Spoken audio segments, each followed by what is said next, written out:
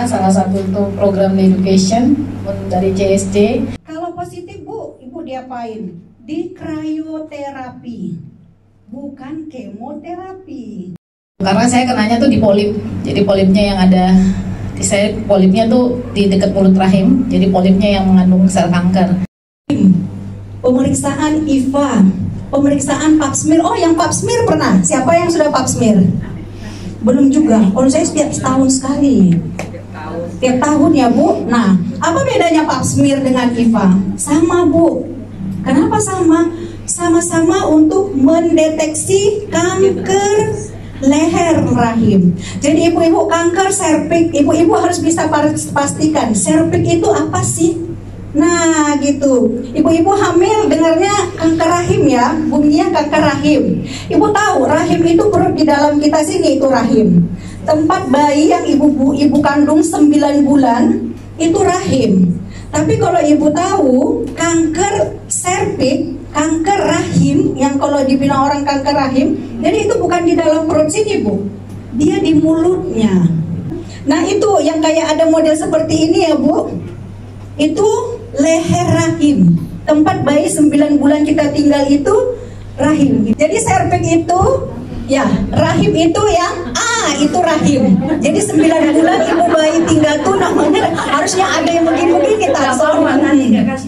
Oh iya ya. Nah itu dia pengertian tumor apa Bu? Benjolan.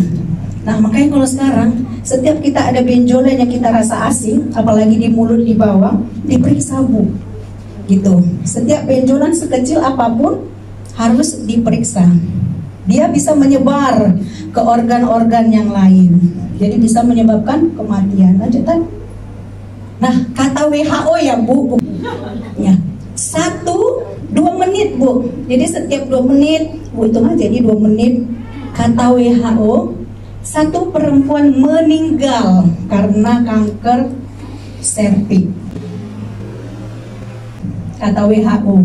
Jadi kalau di Indonesia Bu, setiap 1 jam sekali. Ini jam 7, 1 meninggal. Nanti 1 jam lagi meninggal lagi 1. Nah seperti itu. Nah jadi kalau yang kita bicara sekarang kanker serviks, kanker rahim. Jadi sekarang kan dengan penyuluhan ya Bu, besok-besok jangan bilang lagi kanker rahim ya.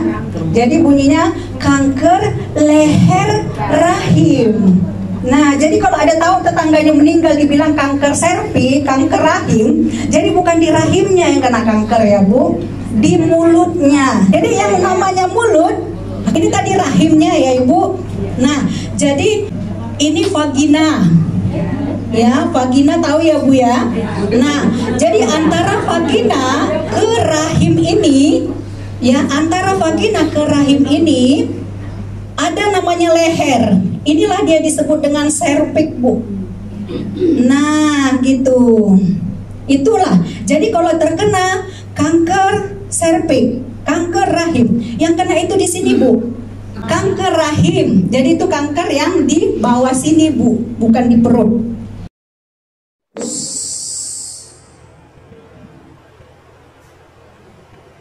Pernah dengar nggak orang meninggal karena kanker serviks itu dia mengeluh, aduh aku mau demam ya, aduh aku kayaknya badanku meriang-meriang dulu, aku kayaknya batuk pilek dulu. Oh pantaslah semalam aku yang meriang-meriang itu, iya aku demam sekarang. Enak kali ya tahu kita gitu ya. Tapi kalau kanker serviks udah dia mematikan, gejalanya nggak tahu kita Bu. Tiba-tiba ibu pendarahan, maaf habis berhubungan suami istri malam, tiba-tiba habis berhubungan keluar darah, pergi ke rumah sakit, sudah stadium kata dokter. Nah itu tadi dia nggak ada gejala sama sekali, karena dia penyebabnya karena virus. Begitu.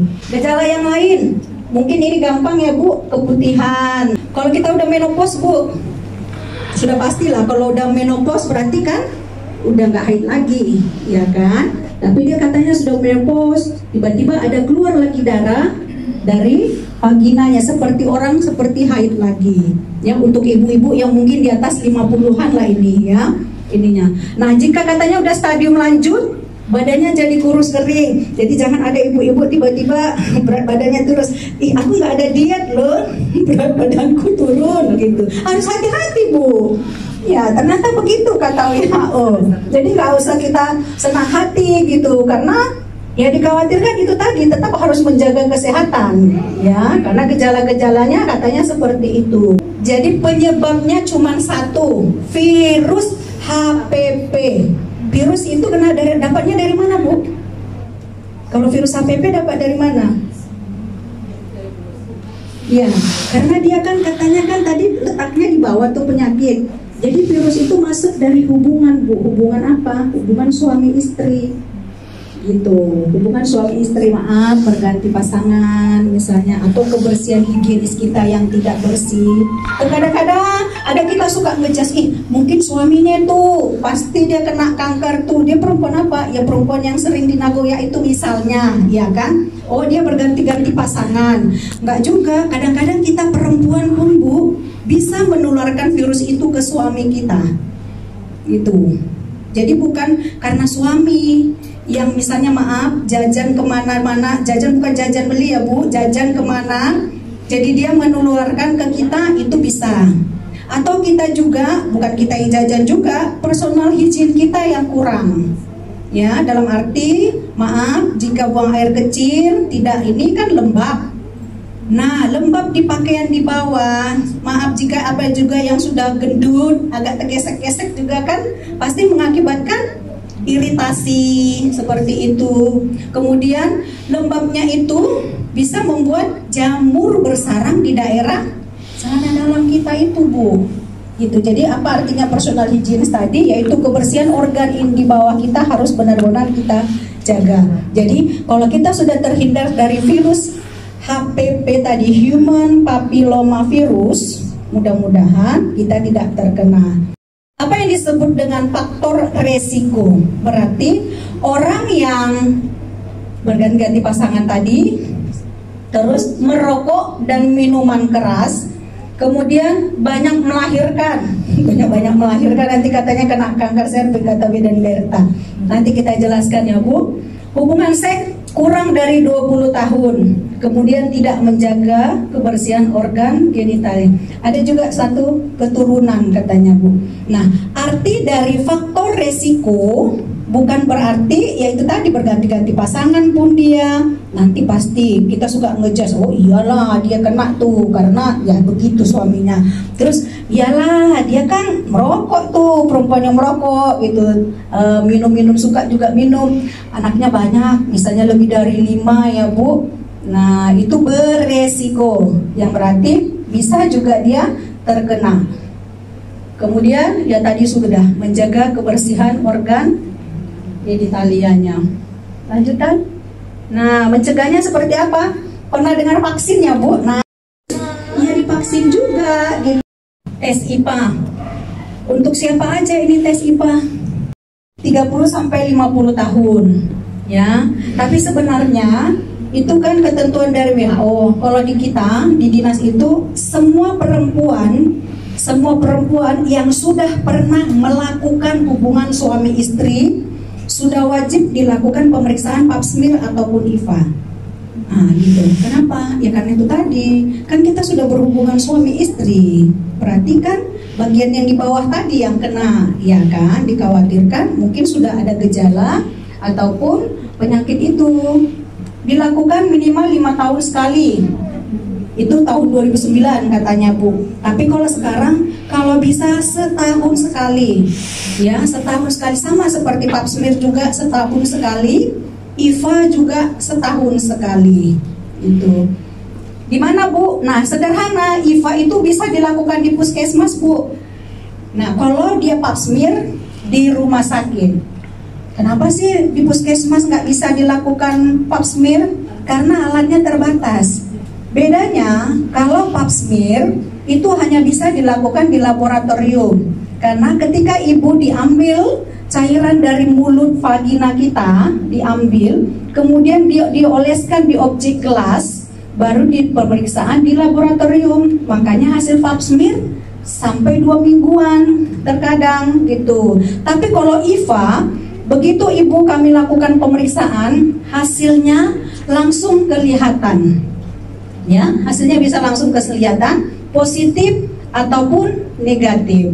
Kalau hamil positif senang ya Bu, hamil bentar lagi punya bayi gitu ya kan. Tapi kalau IFA, ketika kami selesai melakukan pemeriksaan IFA, Bu hasilnya positif, udah nangis orangnya. Padahal itu bukan kanker loh Bu. Nah, hasilnya positif dan negatif. Artinya positif apa? Nanti di dalam mulut rahim yang sudah diperiksa tadi akan tumbuh bibit sel kanker. Bibit masih ya Bu, jadi bukan kanker. Jadi sarannya lebih efektif melakukan IFA. Bukan karena iyalah ibu itu kerja di puskesmas disuruhnya kita periksa IFA. Tidak seperti itu. Ya, tadi saya sudah jelaskan. Kalau pap smear hasilnya lebih lama ya. Kalau IFA, ibu diperiksa sudah langsung bisa dikasih tahu, mau bidan atau siapapun yang melakukan pemeriksaan IFA itu hasilnya sudah bisa tahu.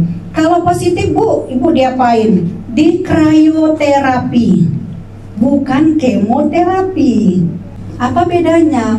Krioterapi itu di daerah IFA ibu yang dikatakan positif itu disemprotkan gas, bekuan gas, ada alat juga dimasukkan alat di dalam mulut rahim itu langsung ke vagina ya Bu, melalui vagina dimasukkan, disemprotkan cairan gas. Jadi diharapkan gas dingin yang disemprotkan di mulut rahim kita yang positif IFA tersebut bisa meluruhkan. Paham ya Bu? Meluruhkan. Berarti cairan-cairan yang akan muncul menjadi bibit sel kanker yang 5-10 tahun yang akan datang itu akan benar-benar hilang. Syukur kalau dinyatakan positif IFA Bu. Berarti malah ibu-ibu terselamatkan 5, 10, 17 tahun ke depan dari kanker serviknya. Cuman 1 menit aja Bu. Ibu yang pasti ngangkang ya, seperti orang habis melahirkan itu. Nah, dilihat leher rahimnya. Ya, jadi sudah nampak leher rahimnya, dioles aja Bu dengan asam asetat oleh bidannya. Nah, hasilnya sudah itu bisa disimpulkan tadi yang saya sebut, normal, negatif, ataupun positif. Nah, IPA-nya normal ataupun negatif. Nah, positif tadi Bu ada lesi pra. Ya, pra tadi yang artinya akan tumbuh bibit masih sel loh Bu, bukan kanker. Malah kadang Bu, maaf ya, ada kadang perempuannya satu, Bu aku mau lah di IPA, ngapain? Biar ibu bersihkan barangku itu. Kalau diminta pun ada dibersihkan. Astaga naga. Karena memang begitu Bu, memang mulut yang di bawah ini perlu dibersihkan. Kalau mulut atas lain. Perempuan katanya 2 mulut ya, atas dan bawah. Kita sama-sama ketawa. Ya Bu. Kode-kodenya pap smear dengan IPA gitu. Jadi saya sudah sekalian. Ketika ibu mengeluh ke bidan atau ke dokter, Bu, aku kok kayaknya suka keputihan ya. Keputihanku itu gatal ya. Bau kan Bu, sedikit berbau. Warnanya apa? Hijau kayak kuning-kuning Bu. Oh, ayolah Bu naik ke atas. Angkanglah berarti ya kan? Ketika diperiksa ada cervicitis, artinya itu Bu, dia radang. Jadi di mulut rahim itu memang dia sudah merah semuanya, tapi itu bukan kanker. Jadi ibu nggak masalah ketika ibu dilakukan pemeriksaan. Kalaupun misalnya negatif ataupun positif, apalagi ada cervicitis, itu bisa yang tadi dikerayu. Jadi mulut rahimnya itu Bu, licin kayak donat lagi, cantik dia bulan. Ada gambarnya kayaknya tadi. Nah itu dia Bu, lihat ke sana aja, lihat saya tuh. Itulah yang disebut dengan serviks. Itulah kalau kita terkena kanker serviks, kanker rahim yang dibilang orang, nanti jangan kanker rahim lagi, kanker leher rahim. Ya, jadi ibu itu meninggal karena enggak kanker rahim, kanker leher rahim. Nah, seperti itu Bu, yang kalau normal dia cantik gitu. Nah, itulah yang disebut dengan serviks. Ibu kalau misalnya lahir normal, ketika ibu mau melahirkan, pergi ke rumah bidan mau melahirkan, tangan bidan kan ada masuk nyolok-nyolok tuh ke dalam tuh. Buka 1, buka 2 sampai buka 10. Itulah yang kena kanker leher rahim. Nah, tahu tempatnya sudah. Oh, di situ. Ya, jadi berapa kali ibu melahirkan? Tadi kan dibilang 1 kali ibu melahirkan, nggak cukup 1 kali tangan bidan masuk bu. Teh datang, ada bidan, tangannya. Teh 1 kali, bu masih buka 1, pulang dulu. Nanti datang lagi, periksa lagi, masih buka, udah 2 kali tangan bidan, cuk masuk gitu. Mau buka berapa lagi? Apalagi udah mau melahirkan, berapa kali ada colok sana, colok sini, kan seperti itu. Tapi jangan bilang yaudahlah besok masuk ke bidan nanti dicolok, langsung melahirkan. Enggak kayak gitu juga.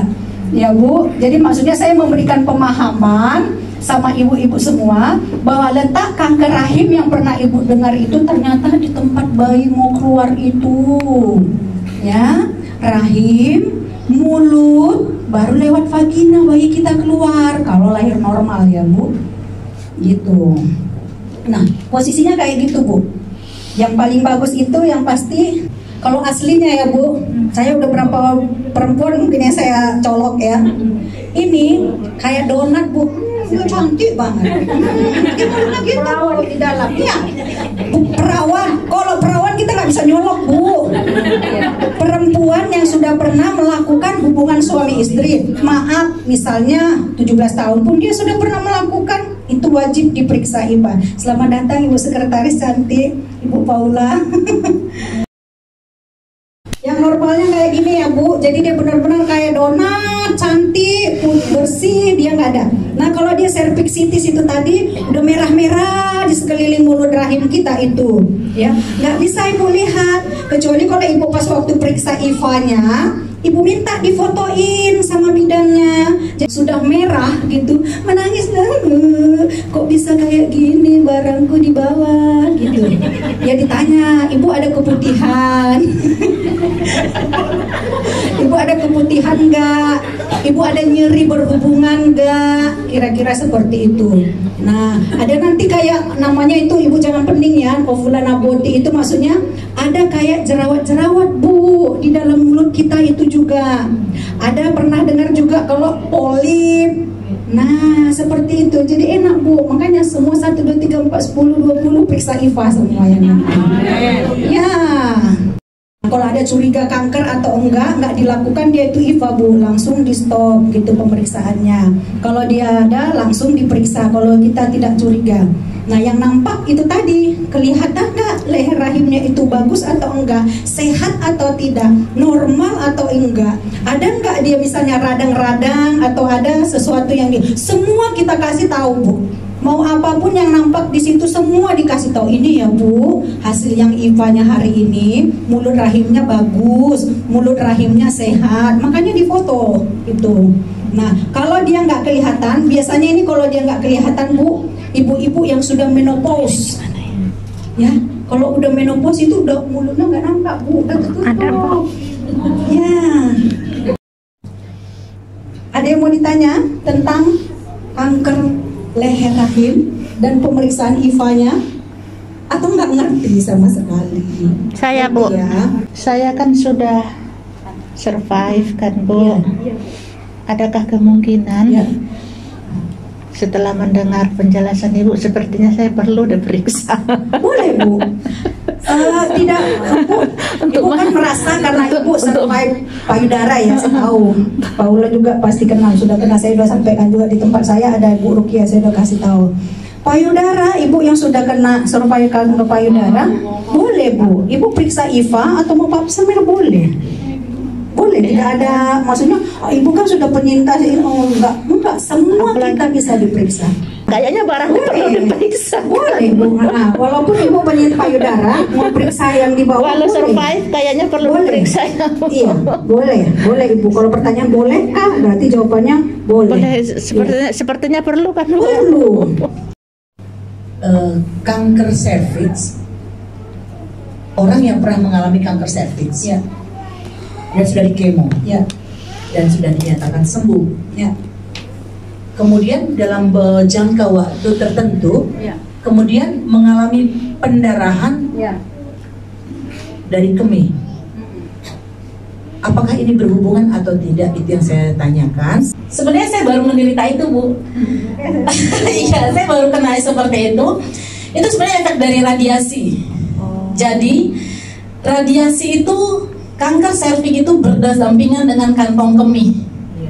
Nah, jadi biasanya itu orang-orang yang aktif. Tahan nanti aja deh kencingnya.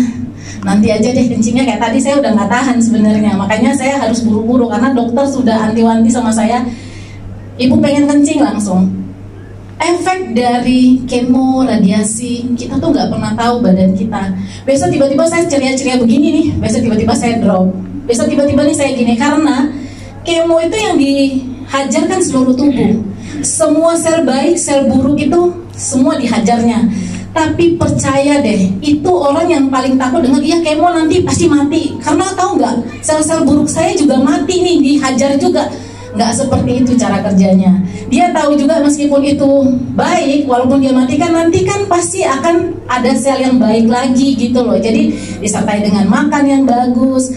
Pokoknya ada treatment yang Tuhan, maksudnya yang dokter kasih tahu dan pastinya ya Tuhan pasti tolong seperti itu. Jadi yang tadi disampaikan, saya nggak tahu mungkin memang kambuh lagi atau seperti apa, tapi saya pun pendarahan hebat, sangat hebat sampai saya kutukin dia kemarin karena saya udah capek banget setiap kali kencing tuh kayak kita menstruasi gede gitu, saya tuh sampai lemes gitu. Kemarin juga sampai operasi ya, saya sampai barusan operasi juga. Jadi saya udah langganan tuh operasi. Jadi dokter pun udah lihat saya udah dioperasi aja deh Bu. Namanya itu ada sistis di situ. Jadi di sitoskopi namanya. Jadi ternyata dinding-dinding dari kantong kemih saya itu retak gitu. Dia rapuh. Karena kemarin itu waktu saya radiasi, kantong kemih saya itu kan kena juga. Karena dari kantong kemih itu samping-sampingan doang gitu. Jadi karena itu kan panas Bu, radiasi itu memang panas, sekalipun cuma 10 menit. Saya ini sampai negro ininya kemarin. Itu pun saya tahu setelah ketemu suami, kata suami kenapa hitam ya Mami, saya baru tahu karena saya nggak pernah lihat karena saking pusingnya setiap hari mikirin radiasi dan kemo, saya sampai nggak tahu ternyata ini semuanya hitam. Jadi kalau ibu-ibu lihat saya di sini ini apa, ini sebenarnya hadiah dari saya kemarin kemo dan radiasi. Jadi ininya saya tidak bisa lagi turun ke bawah. Jadi garisan sini sudah ada ditato dan sudah ada disinarin, jadi sudah dipanasin. Jadi yang ininya ini penghias kata suami saya. Jadi biar ingat gitu kebaikan Tuhan buat Mami gitu. Jadi mungkin itu yang terjadi ya, mungkin. Tetapi lambat untuk ditangani. Kalau saya tuh orangnya paranoid. Jadi kalau ada hal yang nggak benar, langsung main ke dokter, langsung tanya dokter kanker saya. Terus dokter saya kasih tahu ini, sampai pada akhirnya saya disuruh sitoskopi. Nah sitoskopi itu baru kelihatan Bu, itu sistemnya buka pasang kamera, akan lihat pendarahannya di mana, dan itu langsung dibakar dan langsung diberhentikan. Seperti itu. Memang tidak kecil biayanya, lumayan gede, sekitar 26 juta kemarin. Tetapi dokter tahu. Saya sampai nanya, dok, serviknya kena nggak? Dia kebetulan muslim, alhamdulillah ibu gitu. Karena saya udah lihat darah semua di layar monitornya, saya sampai aduh itu udah darah, udah pasti udah kena lagi nih. Ternyata kata dokter ini akibat dari radiasi. Jadi mulai sekarang ibu jangan tahan-tahan kantong kemihnya, kencing-kencing. Jadi memang darahnya memang banyak banget. Dan itu menakutkan gitu. Mungkin itu yang terjadi, mungkin ya, saya nggak tahu juga gitu. Jadi untuk kedepannya, kalau misalnya nanti ada yang mau bertanya jelas tentang cancer dan lain-lainnya, kita mungkin ada acara tadi ya Bu Berta ya kasih tahu tanggal 12 Agustus. Dan kalaupun ada yang mau bertanya lagi, boleh hubungi saya, boleh hubungi Bu Berta. Bahkan ada Ibu Susi juga di sini, beliau volunteer. Jadi CSC itu nggak cuma yang penyintas ya, penyintas itu berarti dia sudah selesai. Ada juga yang namanya warrior itu yang lagi masih berjuang. Jadi ada juga yang namanya volunteer, jadi relawan. Jadi kita siapa aja yang tergerak, yang punya hati terbeban untuk jadi berkat bagi orang lain. Karena kita percaya kita diberkati Tuhan, jadi saya percaya bahwa setiap orang yang menabur pasti Tuhan kembalikan gitu ya. Jadi demikian dari saya. Mungkin kalau ada yang lagi mau ditanyakan, boleh nanti setelah sesi selanjutnya. Terima kasih, Tuhan berkati. Terima kasih Bu.